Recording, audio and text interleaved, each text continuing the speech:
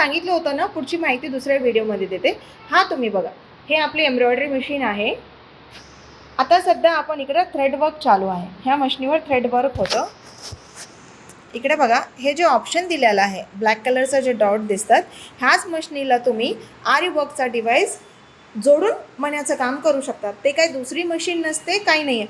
अगोदर तुम्हाला ही दोऱ्याची एम्ब्रॉयडरीच करावं लागेल, त्याच्यानंतर तुम्हाला मण्याचं काम होईल. ते मण्यासाठी तुम्हाला जे डिव्हाइस मी सांगितलं होतं ते घ्यावं लागेल. आणि हे बघा, जे मी सांगितलं होतं ना, मशीनीलाच ॲड ऑन ऑप्शन असतं. हे पण थ्रेड एम्ब्रॉयडरीचीच मशीन आहे. इकडे तुम्ही बघू शकतात, त्याच मशीनीला आम्ही डिव्हाइस ॲड केलेला आहे. जे ऑप्शन मी तुम्हाला सांगितलं होतं ब्लॅक कलरचा डाऊट जी आहे, तिकडं आम्ही हे 2 मनी आणि डबल सिक्वेन्सचा डिवाइड ॲड झालेला आहे. हे तुम्ही बघू शकतात. जर हा व्हिडिओ बघून बी जर कोणाला काही डाऊट असतील, काही कळत नसेल, तर खाली स्क्रोल झालेल्या नंबरवर कॉल करा. मी अजून माहिती देईल तुम्हाला. थँक्यू.